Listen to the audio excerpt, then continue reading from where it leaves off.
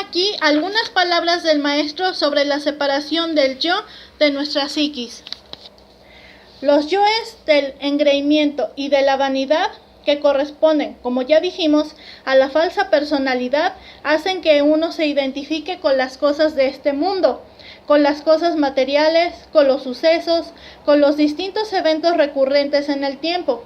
Uno tiene que aprender a producir la separación del sí mismo, la separación de todas las cosas, no identificarse con los sucesos, con los acontecimientos, con las cosas, con los eventos, etc., porque esta identificación le absorbe, le vampiriza a uno la conciencia y la sumerge más profundamente en el sueño.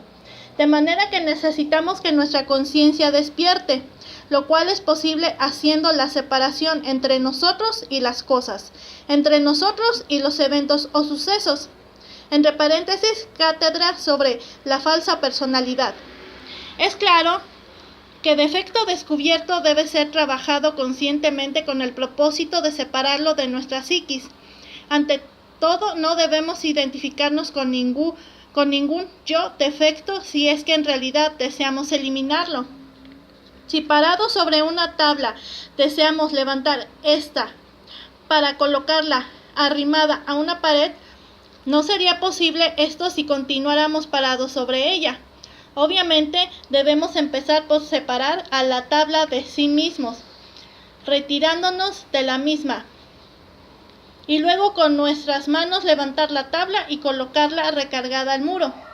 Similarmente, no debemos identificarnos con ningún agregado psíquico si es que en verdad deseamos separarlo de nuestra psiquis. Cuando uno se identifica con tal o cual yo, de hecho lo fortifica en vez de desintegrarlo. Supongamos que un yo cualquiera de lujuria se adueña de los rollos que tenemos en el centro intelectual para proyectar en la pantalla de la mente escenas de lascivia y morbosidad sexual. Si nos identificamos con tales cuadros pasionarios, indubitablemente aquel yo lujurioso se fortificará tremendamente. Mas si nosotros, en vez de identificarnos con esa entidad, la separamos de nuestra psiquis, considerándola como un demonio intruso, obviamente habrá surgido en nuestra intimidad la comprensión creadora. Posteriormente podríamos darnos el lujo de enjuiciar analíticamente a tal agregado con el propósito de hacernos plenamente conscientes del mismo. Lo grave de las gentes consiste precisamente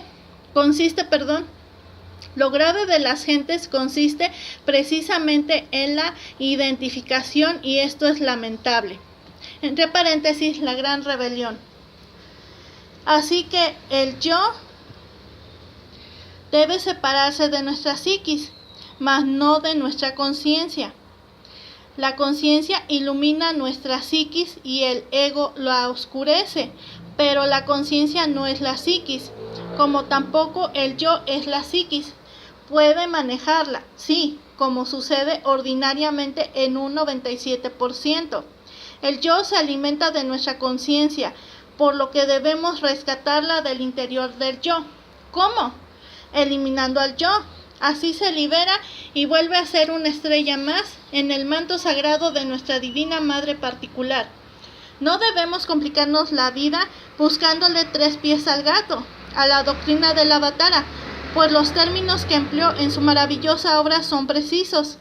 Separar el yo de nuestra psiquis para no identificarnos, así como eliminar el yo y no tratar de separarlo de la conciencia. Si se separa de la conciencia, sigue vivo y haciendo de las suyas. La realidad es que se trata de eliminarlo y no de separarlo. Así que la maestra nunca nos dijo que no es así nomás. Lo que el maestro, sin embagues, nos enseña, o que debemos buscar estados especiales antes de la oración. Nunca nos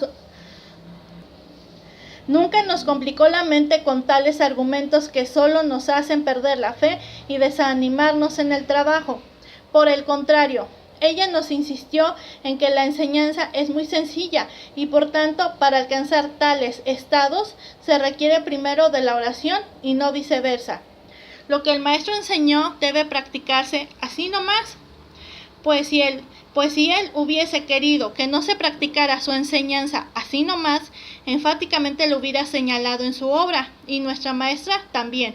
Veamos un ejemplo que nos da el maestro Samael en su curso esotérico de Cábala. Estudiad el libro sagrado de vuestra divina madre. Pedid y se os dará. Golpead y se os abrirá. Vuestra divina madre puede conferir los anhelados poderes ocultos. Orad a vuestra divina madre. Practicad vuestros ejercicios esotéricos. Vosotros podéis pedirle a vuestra adorada madre la clarividencia, la telepatía, la clariaudiencia, las facultades del desdoblamiento astral, etc. Podéis estar seguros de que vuestra divina madre sabrá escuchar vuestros ruegos. Debéis meditar profundamente todos los días en vuestra divina madre, orando y suplicando. No debemos perder la esperanza que practicando la meditación y la oración, así nomás, es decir, tal y como el maestro enseñó, obtendremos los resultados que los maestros quieren que logremos, sin complicarnos la mente con dudas. Por ejemplo, si es el ego o la conciencia quien ora, o interpretaciones intelectuales, tales como hay que buscar primero un estado especial de iluminación para poder orar o meditar, o bien, dizque separar el ego de la conciencia previamente a la meditación u oración, que solo generan frustraciones, nos complican la vida y desaniman en el trabajo esotérico y que, en fin, nos llevan a perder la fe. Ya lo dijo el maestro. Podéis estar seguros de que vuestra divina madre sabrá escuchar vuestros ruegos. Fijarse que no dice que debemos alcanzar un estado especial de espiritualidad previo a la oración, sino que sencillamente debemos orar y suplicar, es decir, así nomás, tal cual. Para bien de la gran causa, conviene citar algunas palabras de nuestro Señor Samael sobre la oración. Al fin, por ese camino de inspiración, de oración, de exaltación, se consigue penetrar en el reino de la intuición. Ese es el camino del espíritu puro. No sería posible entender a los seres estrictamente espirituales que viven allá en la región de los Elohim si uno no tuviera desarrollada la intuición. ¿Cómo entenderíamos? Sí, es que ellos hablan de cierta forma, de cierta manera, que si uno no es intuitivo, pues no entiende. Hay que saberlos entender. Sabed que la oración, la meditación, la contemplación son caminos que nos llevan a la intuición. No os conocéis, mis caros amigos, y vocalizad. No os canséis, mis caros amigos, mis caros hermanos, y vocalizad. Si estos dos tipos de personas, los que se encuentran, dijéramos, en estado de inconsciencia profunda, o aquellos que siguen soñando y tienen su cuerpo activo para los sueños, hacen oración, pues de semejantes dos estados tan infrahumanos no pueden esperar nada. Pese a sus estados negativos, sin embargo, la naturaleza responde. Por ejemplo, un inconsciente, un dormido, hace oración para arreglar un negocio, pero puede que sus yoes, que son tan innumerables, no estén de acuerdo con lo que él está haciendo. Es tan solo uno de los yoes el que está haciendo la oración, y los otros no han sido tenidos en cuenta. A los otros puede que no les interese tal negocio, que no estén de acuerdo con esa oración, y pidan en la oración exactamente lo contrario para que ese negocio fracase, porque no están de acuerdo. Como los otros son mayoría, la naturaleza contesta con sus fuerzas, con un aflujo de fuerzas, y viene el fracaso del negocio. Eso es claro. Entonces, para que la oración tenga un valor efectivo en el trabajo sobre uno mismo, pues tiene uno que colocarse en el tercer estado de conciencia, que es el de la íntima recordación de sí mismos, es decir, de su propio ser. Entre paréntesis, Glosario Gnóstico, segunda edición. Pero si se refina el sacramento, si se hace del coito, como dijera San Agustín, una forma de la oración, las aguas negras se tornan blancas. Al llegar a ese estado, pues, se recibía en el Egipto sagrado la túnica de Ta, o sea, de la castidad, la túnica blanca, de lino blanco, entre paréntesis, cátedra, la creación del sol psicológico íntimo. Pero vean cuán fino es el delito. La lujuria puede perfectamente disfrazarse en el corazón, con el amor, y escribir versos, etc. Pero es lujuria disfrazada. Si uno es cuidadoso y observa esos 3 centros de la máquina, puede evidenciar que se trata de un yo. Y ya descubriendo que se trata de un yo, habiéndole conocido sus manejos en los 3 centros, o sea, en el intelectual, en el corazón y en el sexo, entonces procede uno a la tercera fase. ¿Cuál es la tercera fase? La ejecución. Esta es la fase final del trabajo, la ejecución. Entonces tiene uno que apelar a la oración en el trabajo. ¿Qué se entiende por oración en el trabajo? La oración en el trabajo debe ser hecha sobre la base de la íntima recordación de sí mismos. Entre paréntesis, cátedra, cómo hacer la luz dentro de nosotros mismos. Bueno, la calle no es precisamente una de las 7 maravillas del mundo como para poder uno entregarse a la meditación, pero sí puede tomar nota del efecto psicológico que en la calle le ha asediado. Ya en casa, por la noche, a tiempo de acostarse, entregarse a la meditación. Bastará relajar el cuerpo físico en su cama, acostado boca arriba, respirando rítmicamente, imitando más bien la respiración de los niños recién nacidos. Y entonces así, en concentración perfecta y en meditación de fondo, reconstruirá la escena donde aquel efecto surgió. Analizará el efecto cuidadosamente, sinceramente, sin escapatorias, sin justificaciones de ninguna especie. Y una vez que lo haya comprendido, entonces se entregará a la oración. No olviden ustedes aquella frase latina que dice: pene orat, pene laborat. Es decir, el que bien ora, bien trabaja. Orar es trabajar. Sumergidos en profunda oración, pediremos a Devi Kundalini Shakti, la Madre Divina particular, individual, porque cada uno tiene la suya propia, que desintegre aquel agregado, ya comprendido en todos los niveles de la mente, y debe proseguir con una serie de sucesivos trabajos hasta que el agregado psíquico en cuestión desaparezca. Este es el camino obvio a seguir. Entre paréntesis, cátedra, estudio gnóstico sobre el alma. Mediante el samadhi, en el cual eran expertos los antiguos sacerdotes mayas, como los profetas de Anáhuac o los místicos toltecas, artistas de renombre, etc., podían penetrar mediante la profunda oración y meditación en esa región maravillosa donde vive Tlaloc. Entre paréntesis, cátedra, el dios Tlaloc. ¿Con qué se forma tal sangre, tal amplezoid del ser? Con las emanaciones del sagrado sol absoluto. ¿Y cómo lograría un místico atraer esas emanaciones del sagrado absoluto solar a su cuerpo causal? ¿En qué forma podríamos atraer el sagrado Ayesokadanak? Es sencillamente por medio de la contemplación, de la meditación y de la oración. Entonces, tales emanaciones se transforman en la sangre del causal, en el ambledozoid del ser. Entre paréntesis, cátedra, el proceso de la hipnosis en el animal intelectual.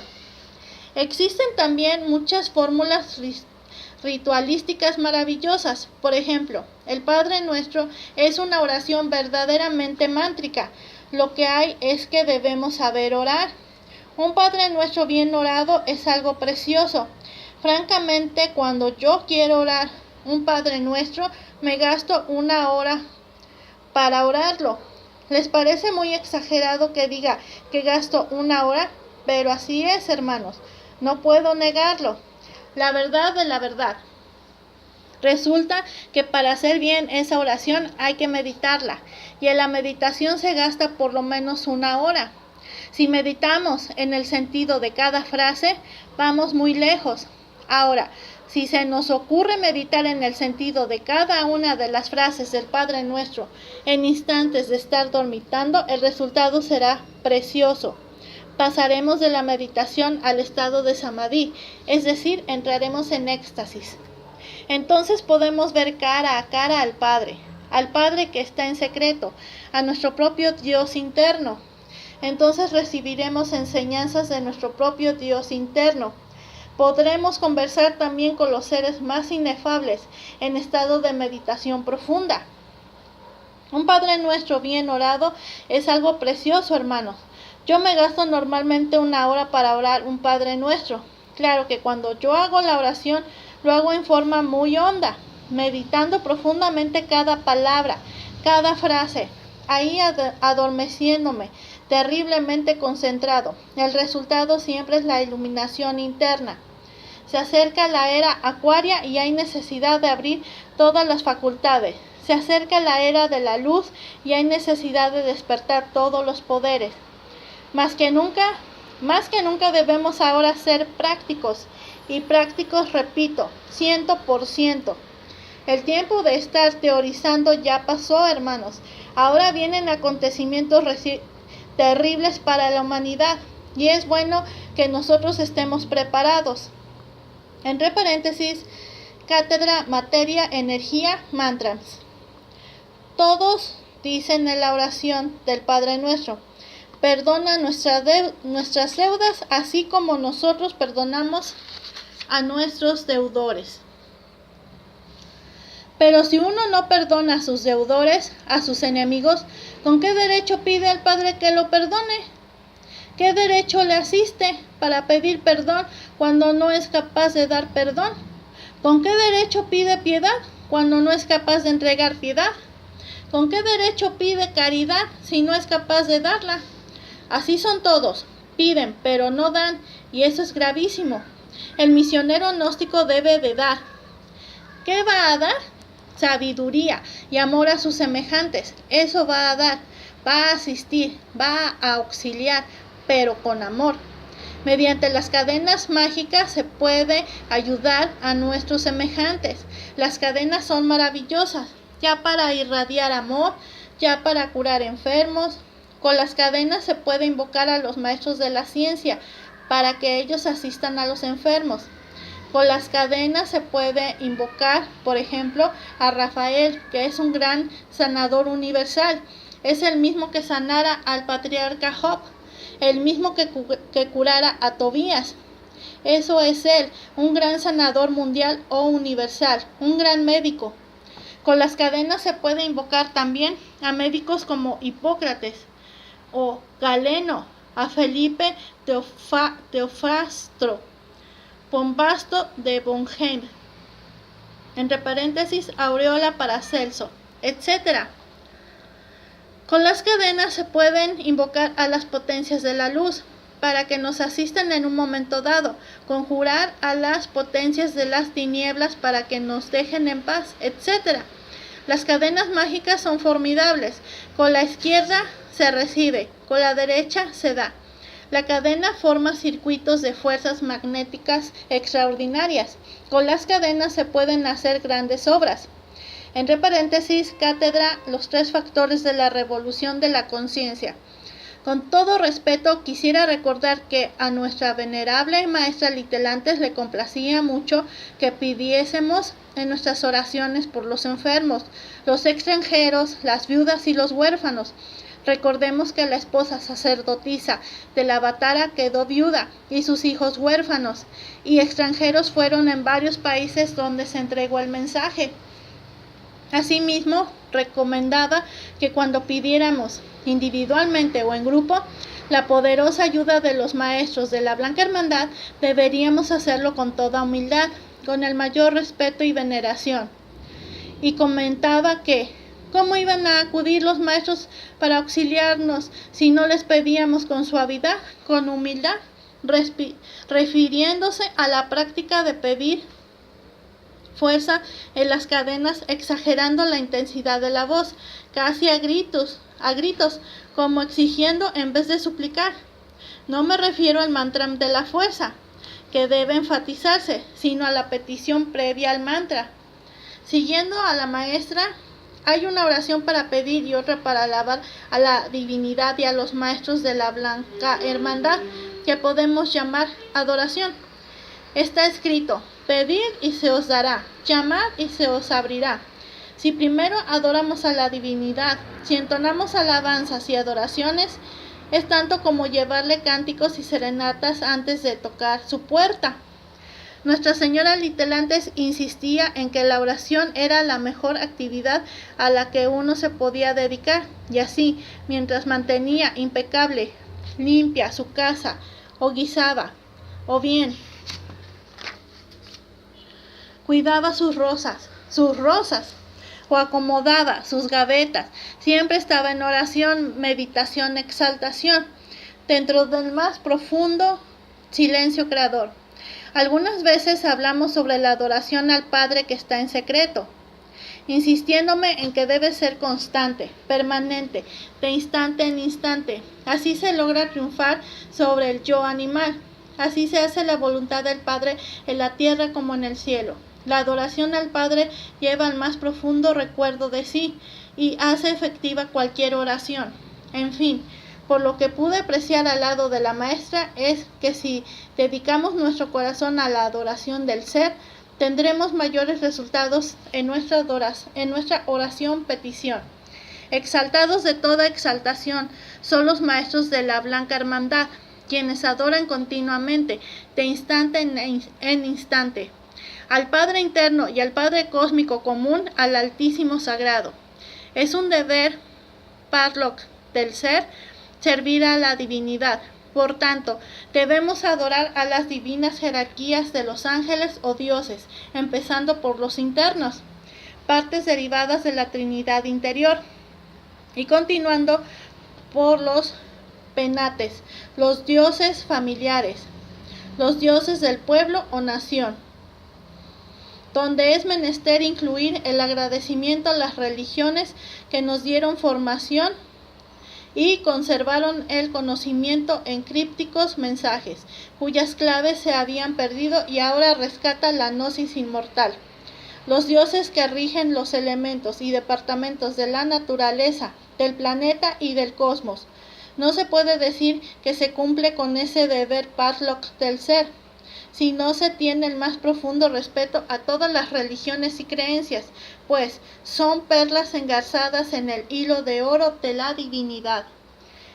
Especialmente es un deber y un gozo, una alegría, venerar de todo corazón al segundo logos, el intermediario, manifestado en nuestros señores Quetzalcóatl, Cutumi, Moria, Adonai, Ahura Mazda, Buda, Fuji, Babaji, Beleno, Heracles, Huiracocha, San Germán, Litelantes, Samael, Horus, Vishnu Sagrado, el Mesías cósmico, el Crestos universal, inmortal, impersonal, indescifrado, unidad múltiple perfecta, cuya máxima expresión es el divino Rabí de Galilea, Yeshua ben Pandira, nuestro Señor Jesucristo, el más elevado Paramatasatya, habitante del absoluto que renuncia a su felicidad para servir a la humanidad, que haya pisado este planeta, según tantas veces lo reiteró el venerable maestro Samael Aun Weor. La adoración al Altísimo y sus distintas expresiones sefiróticas nos llevan al éxtasis, al samadhi, y los maestros la combinan con la vida cotidiana. El ejemplo que nos dejaron los maestros es que debemos adorar sencilla y profundamente a la Madre Divina para lograr avances en nuestra meditación de muerte mística y en general en toda la gran obra. Claramente lo dijo el maestro: orar es trabajar. Tengamos fe en nuestra bien amada maestra Litelantes. Oremos y adoremos a su real ser, pues está escrito: por lo tanto os digo que todo lo que orando pidiereis, creed que lo recibiréis y os vendrá. Marcos 11:24. Bendito sea el Padre, bendito sea el Hijo, bendito sea el Espíritu Santo, bendita sea nuestra Madre Divina. Alabados sean los maestros de la luz, sean sus nombres benditos por toda la eternidad. Amén. Ahora un pequeño poema que dice, se titula Oración Astral. Que la luz del sol radiante nos llene el alma de diamante. Que descienda a nos el verbo, de Mercurio el acervo. Que de Venus venga a ser amado y obtenga la cruz, la luz y el callado. Que la luna se transforme en oro y en la tierra se redima el lloro. Que la voluntad de Marte, la fuente, sea la guía e inspiración potente. Que por Júpiter del Sagrado Corazón brote el equilibrio de la intuición y la razón. Que el prudente Saturno, senecto, nos libre de la rueda por el camino recto.